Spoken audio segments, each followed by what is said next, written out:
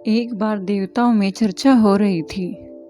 चर्चा का विषय था मनुष्य की हर मनोकामनाओं को पूरा करने वाली गुप्त चमत्कारी शक्तियों को कहाँ छुपाया जाए। सभी देवताओं में इस पर बहुत वाद विवाद हुआ। एक देवता ने अपना मत रखा और कहा कि इसे हम एक जंगल की गुफा में रख देते हैं। दूसरे देवता ने उसे टोकते हुए कहा, नहीं नहीं, हम इसे पर्वत की चोटी पर छिपा देंगे। उस देवता की बात ठीक पूरी भी नहीं हुई थी कि कोई कहने लगा, ना तो हम इसे कहीं गुफा में छिपाएंगे और ना ही इसे पर्वत की चोटी पर, हम इसे समुद्र की गहराइयों में छिपा देते हैं। यही स्थान इसके लिए सबसे उपयुक्त रहेगा। सबकी राय खत्म हो जाने के बाद एक बुद्धिमान देवता ने कहा, क्यों न हम मानव की चमत्कारिक शक्तियों को मानव मन के गहराइयों में छिपा दें, क्योंकि बचपन से ही उसका मन इधर उधर दौड़ता रहता है।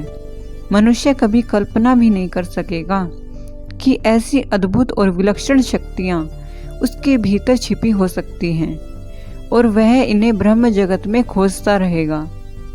अतः इन बहुमूल्य शक्तियों को हम उसके मन की निचली तह में छिपा देंगे। बाकी सभी देवता भी इस प्रस्ताव पर सहमत हो गए और ऐसा ही किया।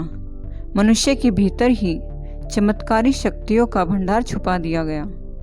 इसलिए कहा जाता है मानव मन में अद्भुत शक्तियां निहित हैं। दोस्तों, इस कहानी का सार यह है कि मानव मन असीम ऊर्जा का कोश है। इंसान जो भी चाहे वो हासिल कर सकता है।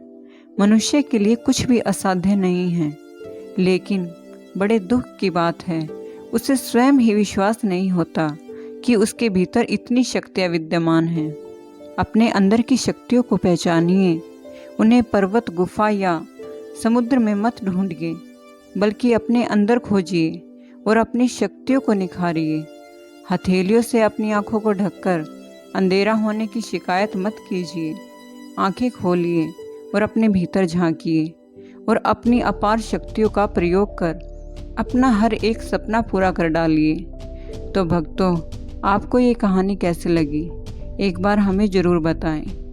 जय भोलेनाथ।